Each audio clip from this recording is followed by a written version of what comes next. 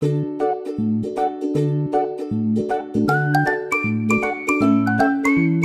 semuanya, assalamualaikum. Kembali lagi di video reaction saya kali ini guys. Oke, mudah-mudahan semuanya sehat selalu. Nah, kali ini saya mau tengok video tentang ini ya. Langsung bertemu tim langganan Piala Dunia. Timnas Indonesia punya misi yang sangat berat. Kejutan bisa saja terjadi gitu. So, jangan lama-lama lagi. Mari sama tengok video ini. Let's go.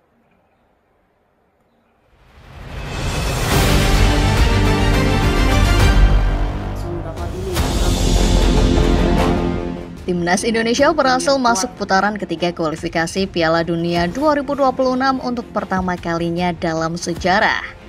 Namun langkah skuad Garuda di babak ini tidak akan mudah. Undian untuk putaran ketiga telah dilangsungkan. Indonesia bernasib kurang beruntung karena harus berada satu grup dengan para langganan Piala Dunia. Seperti apa peluang timnas di grup neraka? Sebelum menyimak videonya, jangan lupa tekan tombol subscribe dan nyalakan notifikasinya, supaya tidak ketinggalan info-info menarik sepak bola dari Starting 11 Moment.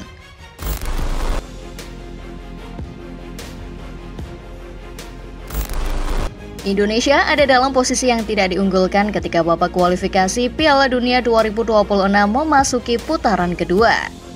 Ini menjadikan Indonesia sebagai negara dengan peringkat terendah di antara negara-negara ASEAN yang lain. Ketika babak kualifikasi putaran kedua memasuki matchday awal, lagi-lagi anak asuh Sintayong kerap dipandang sebelah mata. Hal ini tak lepas dari kegagalan Indonesia meraih kemenangan di dua laga perdana. Tim Garuda hanya sanggup menahan imbang Filipina di match kedua.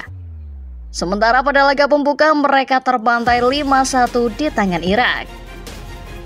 Walau kerap dipandang remeh, Indonesia ternyata melakukan pembuktian sebenarnya pada matchday berikutnya.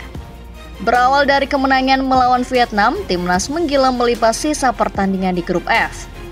Laga melawan Irak menjadi satu-satunya laga yang tidak bisa dimenangkan pasukan Coach Shin dalam prosesnya. 3 kemenangan dari 4 laga tersisa membuat status Indonesia berubah drastis. Tim yang dulu tidak diperhitungkan justru menjadi penyelamat muka negara-negara ASEAN.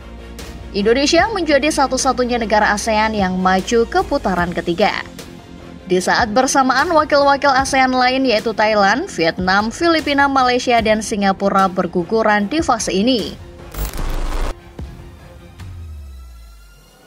Langsung masuk grup yang ini. Indonesia sadar bahwa masuk ke putaran ketiga akan membuat mereka menghadapi pertandingan-pertandingan yang lebih sulit. Namun tidak ada yang mengira kalau nasib kurang bagus menghampiri tim Garuda. Berdasarkan hasil drawing AFC di Kuala Lumpur menempatkan Indonesia di grup C yang dihuni para raksasa Asia. Tiongkok dan Bahrain barangkali adalah lawan termudah yang bisa dihadapi Indonesia di putaran ketiga ini. Bukan tanpa alasan mengatakan Tiongkok dan Bahrain adalah lawan termudah. Pasalnya, 5 kontestan lain di grup ini adalah para kekuatan tradisional benua kuning, antara lain Jepang, Australia, dan Arab Saudi. Grup C tentu saja menjadi grup paling mau di putaran ketiga nanti. Pasalnya, di grup inilah 3 langganan Piala Dunia berkumpul jadi satu. Sementara grup-grup lain punya persebaran kekuatan yang cukup merata. Di grup B, Korea Selatan menjadi satu-satunya negara luar Jazirah Arab yang akan berkompetisi di sini. Anggota grup lainnya adalah Irak, Yordania, Oman, Palestina, dan Kuwait. Sementara di grup A, Korea Utara yang juga merupakan negara dengan peringkat FIFA terendah akan berjibaku dengan negara-negara lain, seperti Iran, Qatar, Uzbekistan, UAE, dan Kyrgyzstan.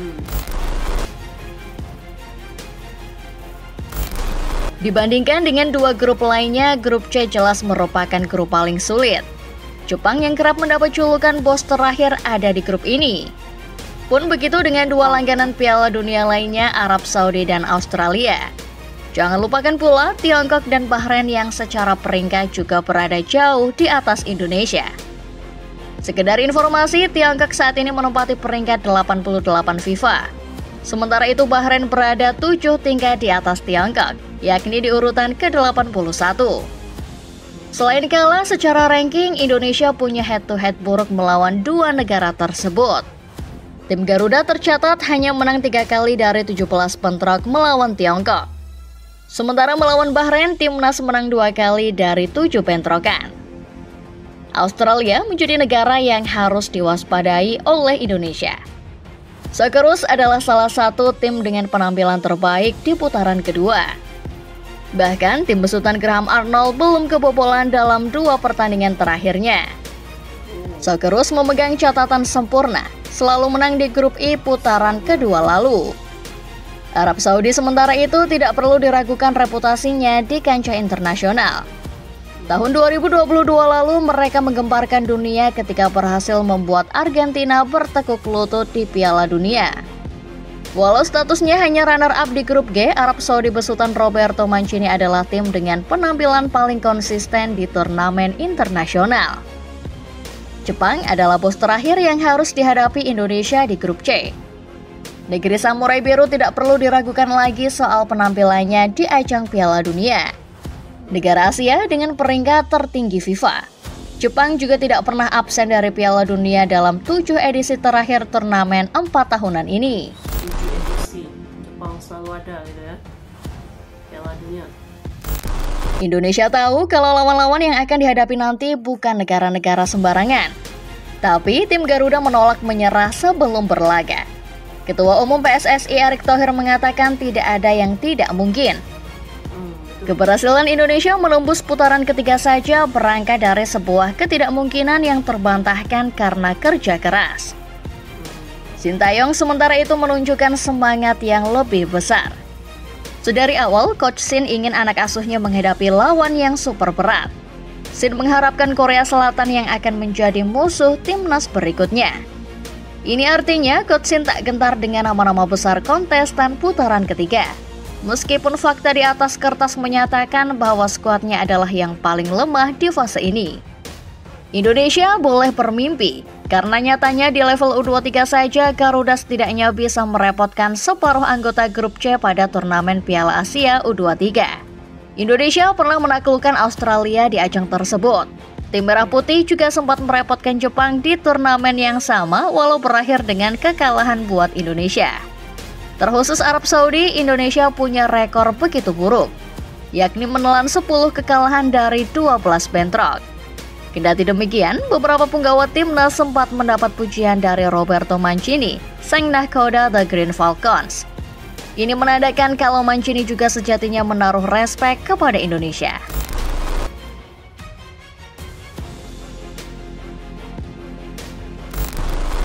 Dengan lawan-lawan yang akan sangat sulit, Indonesia pastinya akan sangat sulit menembus putaran ketiga.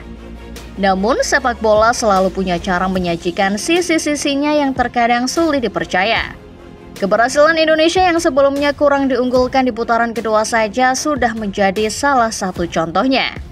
Tapi, apabila berkaca dari apa yang telah dicapai negara-negara adidaya sepak bola Asia macam Jepang, Saudi, peluang Indonesia finish di atas Jepang, Arab Saudi, dan Australia hampir mustahil.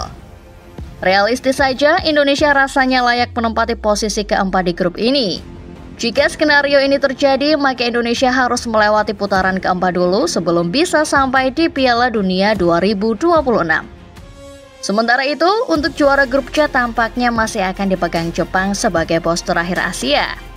Itulah dia ulasan soal timnas Indonesia yang langsung masuk grup neraka setelah menggendong ASEAN. Bagaimana menurut Football Lovers? Apakah masih ada kesempatan buat Indonesia untuk menaklukkan putaran ketiga dan maju ke turnamen final Piala Dunia 2026?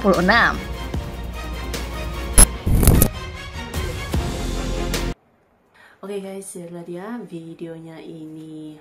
Jadi ya memang itu memang agak sulit gitu kan. Tapi ya itu dia, kejutan bisa saja terjadi gitu ya. Jadi mungkin sekurang-kurangnya di posisi keempat gitu kan. Kita tidak yang tahu, nanti game bermula baru nampak gitu kan seperti apa. Jadi kejutan itu bisa saja terjadi gitu kan, yang bisa dilakukan oleh timnas Indonesia gitu ya. Walaupun berada satu grup gitu ya dengan tim-tim langganan Piala Dunia ini, tapi tiada yang mustahil gitu kan. So, terima kasih banyak sebab kamu sudah menonton video ini. Jangan lupa macam biasa untuk support channel saya dengan subscribe, like video ini, dan jangan lupa untuk komen juga, oke? Terima kasih banyak dan kita jumpa lagi di video seterusnya. Assalamualaikum.